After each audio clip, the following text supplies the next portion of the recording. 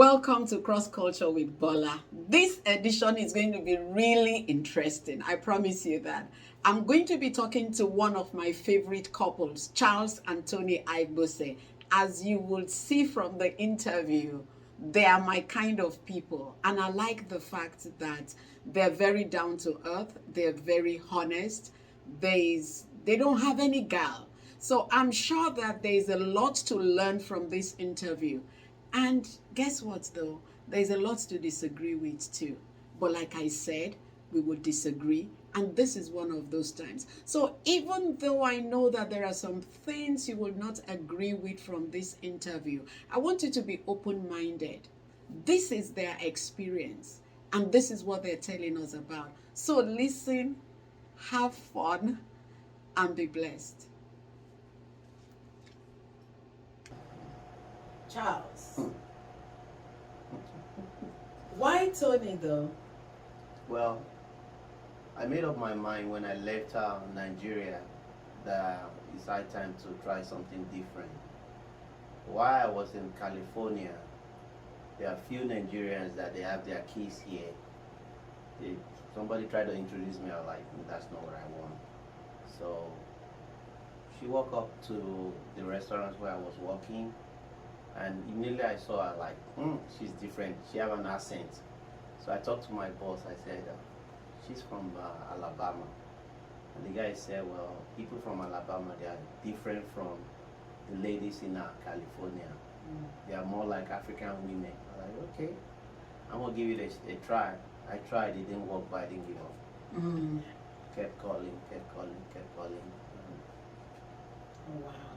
To my surprise, we're going on 17 years now. 17 years. Yes. Wow. Wow. Good job, guys. Toni, so how has 17 years been? It's been challenging. It's been very challenging. Okay. What part of it has been challenging? I guess I would say the differences, but like you said, marriages are different. Every partner is different. It's a lot of sacrifice. Yeah. It's a lot of things to get used to. Okay. And also being that we're here in America, our ways and the African ways are very, very different. So we have to find that common ground. Yeah. And sometimes it's very hard to do.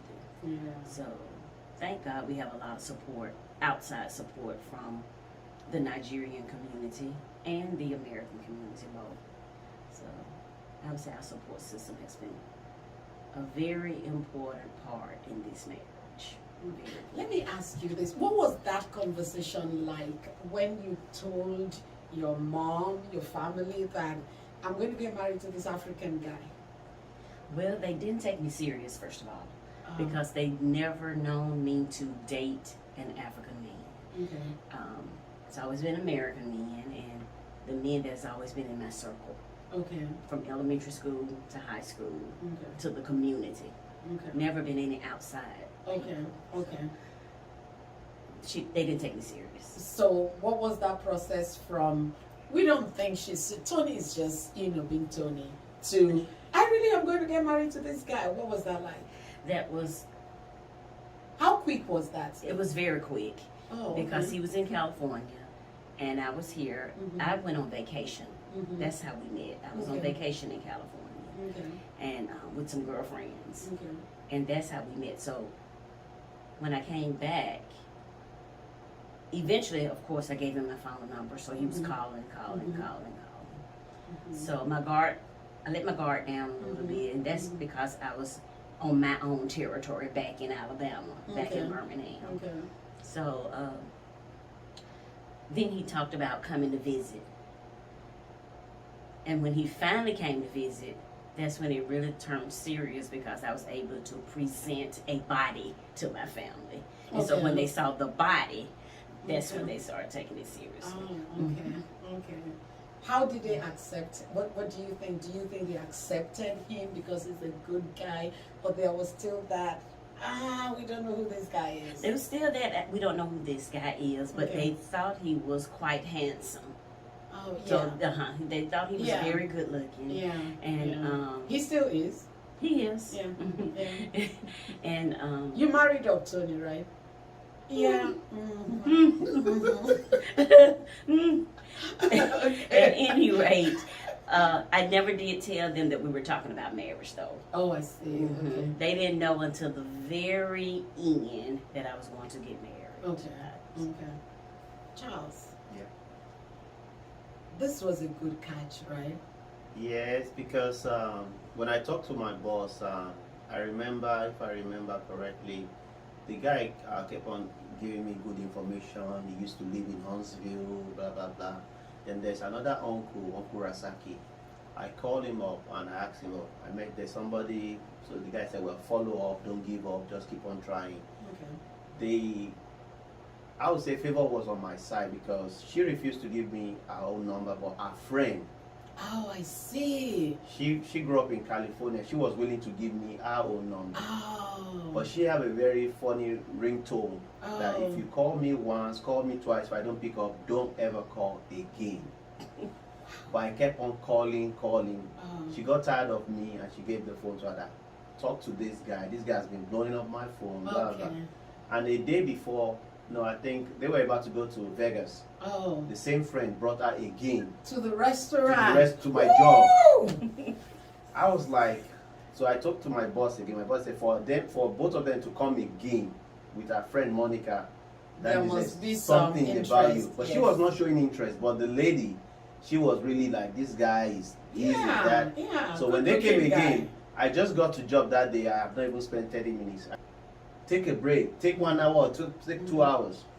So I left. I went outside. They said, oh, they are going to Vegas. So I want to come with them. I said, I'll follow you. Meanwhile, I don't know anything about Vegas. but she insists she's not going to let me follow them. The other girls were willing that I should Are join. you kidding me? She said, no way. That what about if I kill the three of them? So they paid a visit to the apartment. I told my roommate that I'm going to Vegas. The guy said, you don't even know them. The two guys said, join us. Tony said, no way. This guy is not coming with us. So they left for the trip. Are you serious? I've never heard this story before. She didn't let me join them. Ah. So I didn't give up. I went back to work. When they returned from Vegas, a day before they came back to Alabama, the The three friend- girls, they still show up at my job again. Oh, those girls were angels in disguise. They show up again. Wow. So and I said, okay. She now said, don't call me yet when I get home to Alabama because back then phone used to roam. Yes. She Yes. said, don't call me until I get to Alabama, then you can call. One thing that really helped me, I didn't give up. Yeah. I kept on trying. Yeah. So even just like what she said, she invited me. I forced myself to visit. I don't think I invited him. So I just like, it's do or die. So I bought a plane. I told Uncle Rasaki, this is where I'm going. In case if anything happened, this is where I'm going. So when I got here, I put myself together, I was looking sharp. Of when I course. got here, Yeah. the first thing the mom and the grandmom, they were like, this boy looks like Usher Raymond. I was like, okay. Yeah. All our friends were like, oh, is he around? I was like, okay. I call Uncle Rasaki. I said, Uncle Rasaki, everybody accept me. It looks as if this. Then the next thing when I went back to California, another thing that helped me, I asked her to look for an African restaurant or where they sell African food. So that at least I can ask questions about her. I did my small investigation. The next thing, people started calling me. Are you sure you want to marry this girl for real? I remember Mr. Clement. That was me. That That was me. Oh, that was me. And let me feel it. Let me feel that in for you. Tony walked in and told me she was getting married to this Nigerian. I asked her questions. Who is this guy? And like I told her, I said, I am Nigerian. I know this Nigerian. Where is he from? When he told me, that was when I asked Rosemary and all the people that were from your area to call and threaten you and make sure that you meant well. Because, and you see, for us, I mean, Toni was doing well for herself. Yes. We didn't want anybody to come and just, so, Mess everything yeah, up. so let me just give it, that was what happened. That was why everybody That's was true. calling you. So when I remember when Shelly. Shelly, yeah, she was right. I was standing right there when So she she was called calling. me. She was like, we're from Edo, you know. I'm like, Shelly, I'm for real. I don't have nobody back at home. I don't have no children. Yeah. I mean, I have options in California back then, but the lady had 2 keys. I was like, no, I want somebody that no keys. Clement too called me, are you for real or just one of that? I said, no, Mr. Clement, this is for real. So when I came, I made up my mind. So started moving my stuff one by one. So when I finally I paid a visit to Madame Bolo's store. I was able to meet Pastor. I was like, okay, I have somebody, at least even I've left California, I'm in Birmingham now. So we started. One thing that I know that really helped this marriage is church. Both of us will keep ourselves busy.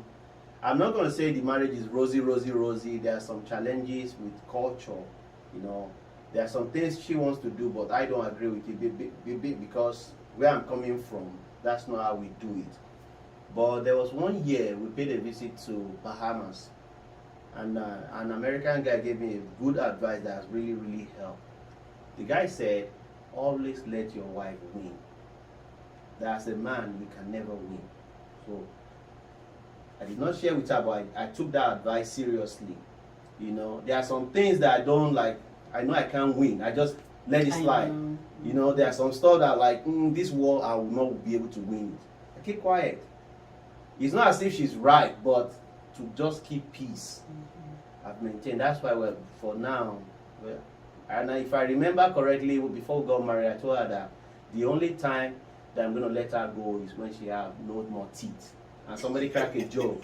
What if she buy a fake teeth? I said, no, that's not our agreement. Our agreement, I remember even before I paid a visit to Alabama, I sent her a card. I still have the card up to today after 17 years. That we're going to continue to grow old together. Working. Yeah. And that was what really got her. Before I even said anything about marriage, the message I was sending through card. Charlie! I will buy a flower all the way from California. I will send it down, and I'm not here. I was doing everything that I need to do right. For her to really accept somebody that she doesn't know. Yeah. I will encourage anybody who is planning to get married. It might not be easy, but don't give up. But tell me, can you give me an example of some of these cross-cultural things that, both of you have spoken about the culture. What are we talking about here? Tony. Okay. Food. Oh. Food is a big issue. When you're getting married to somebody who, like for me, I don't bother too much about food. I can cook, but the only thing I've been doing some stuff that I've been told I need to stop. When I do my cooking, the meat don't last 2 days. They're gonna finish it in 1 day. So I was doing some stuff. I'll put some pepper. And they want me not to do it no more. So for a long time now, I've not been cooking because to cook African food, it takes time. And when I prepare it, my wife will come. Let me test. 4 wings, 5 wings, and I'm still cooking. You don't want to come and stay in the kitchen and cook with me, but when I cook it, so what I normally do, I put a lot of pepper in it, which our pastor told me a long time ago, you need to stop that nonsense. That's not good. Why do you put a lot of pepper? So that the meat will last. Tony, it's true. Well, food is a big issue. A big issue in this marriage. Like he said, he can cook, but Charles don't want to cook. He wants me to cook. But he doesn't want what I cook. He doesn't cook. He wants me to go and learn how to cook his food. Okay. I don't eat all of his food. Okay. I do cook. Okay. Food is there. Okay. That's just not what he wants. Okay. So what do you do about what he wants? I don't do anything about what he wants. Sorry. Okay. Nothing at all. Okay. She said something that when she cook. So why don't you eat what she cooks? Okay. She said when she cooks, she cook broccoli and salmon. That's food. Or chicken wings. Nothing to add to the chicken wings, just the wing. And 2 days ago, I feel like eating beans and rice. She baked chicken, and she said that's the meal. And for me, I don't like to argue.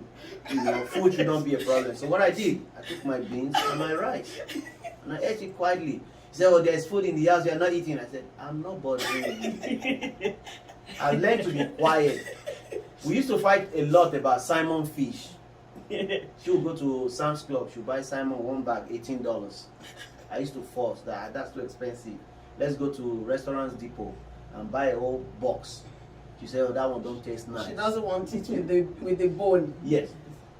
So She wants fillet. I want filet. yes, but there's a fillet. Why now. do you want it with the bone? Why fillet? You can just take out the bone and it's a lot cheaper. What you mean, for me to take out the bone? Yeah. Okay. So I've learned not to like force about food. Like the other day, I'm sorry. fried. I can buy it without the bone. Why do I need to take It's the more bones out? expensive. That's okay. That's my thing. So Okay. so I've learned not to talk too much about food. Okay. I can cook, but for some reason I don't cook no more.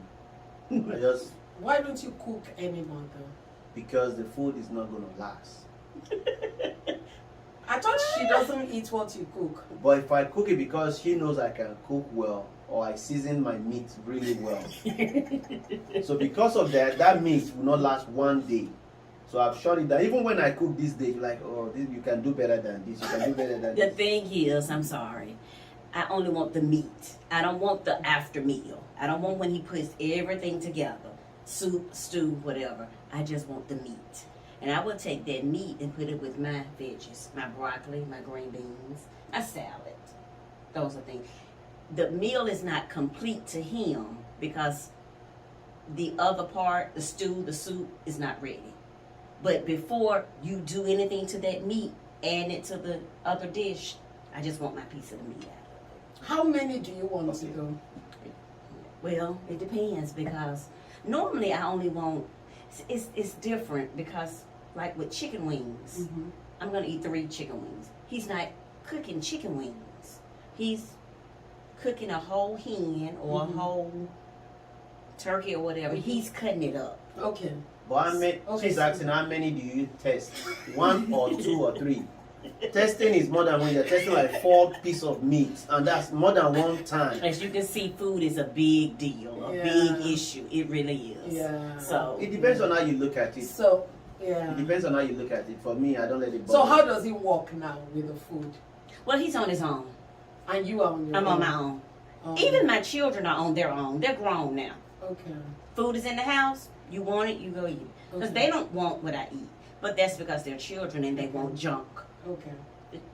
I don't bother. We're all capable and able to go into the kitchen and fix whatever it is we want to fix. But most of Food the is time, there. the We kids, provide it. when Food I is there. cook, they will eat, especially. And Charles is happy with that until I say something.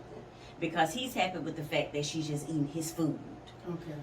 It doesn't matter that it's just food. It's not- There's a food story that I really want you guys to share with me. Okay. And I want Tony's perspective on it. This story of when Charles went and bought some chickens. Oh Lord. Okay. No, she wants No, my I want perspective. Tony. I want Tony because I can't ever forget that call. When I can't ever forget that conversation. So Oh. Tony, what happened?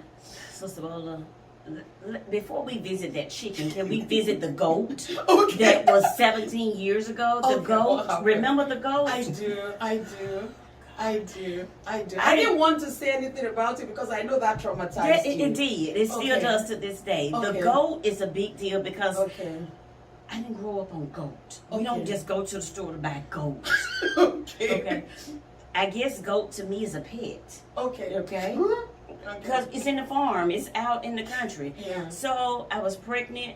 He took me to get this goat, and it's very traumatizing. I It really know. is. It's very traumatizing. Wait, because wait. the goats, when he picked the goat, the other goats were trying to protect the goat that he wanted. And he kept his eye on that goat. And the other goat, and the goat was crying, and they were trying to shield him, and the owner was trying to shoo him away.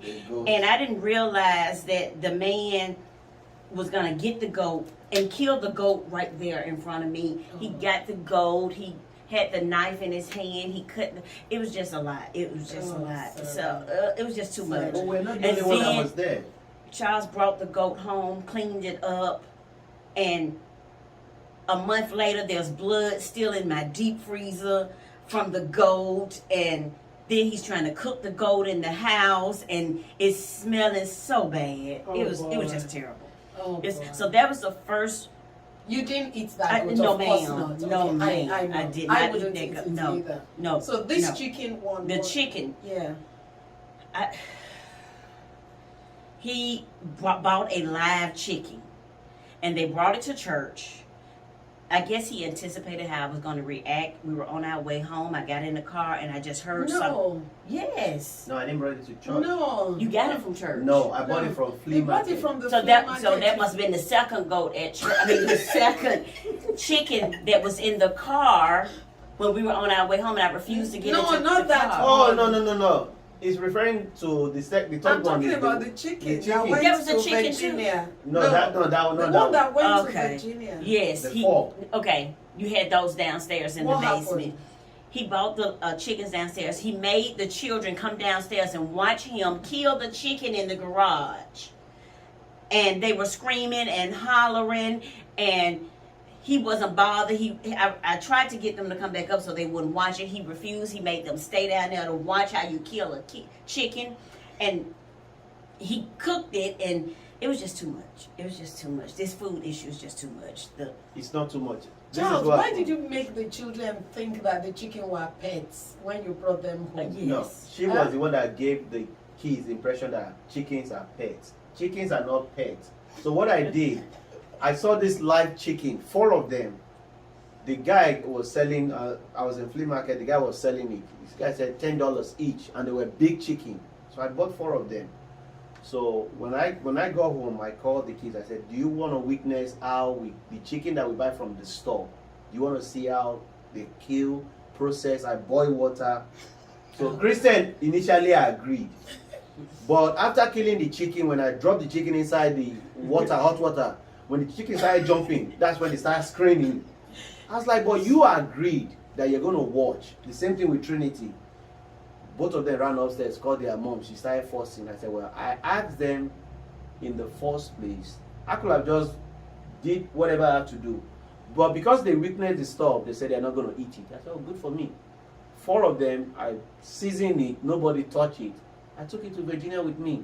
I was taking it with Gary. No, the one she's referring to, it was Kelvin and the mom. They brought a chicken for pastor in church.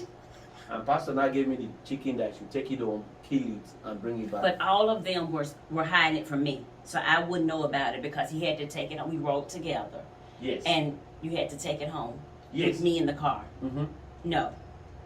A live chicken, clucking and everything in the back. So your son, Tante, he had to come get that chicken out of my car. No. So let me ask you a question. What about if we're in the farm? We're not in the farm. We're in the city. I can't imagine being in the farm. We're in the city.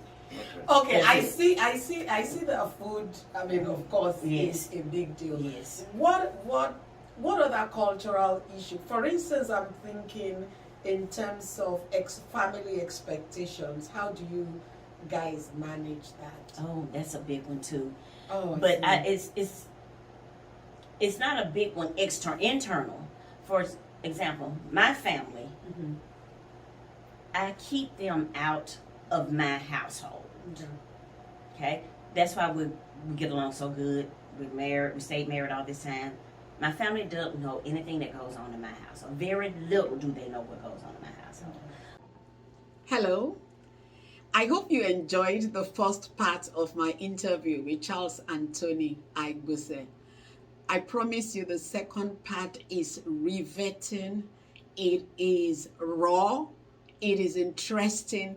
And it tells you how we can disagree and still live together in peace. That love conquers all. I think that's the message from my interview with Charles and Toni. I'll see you next week.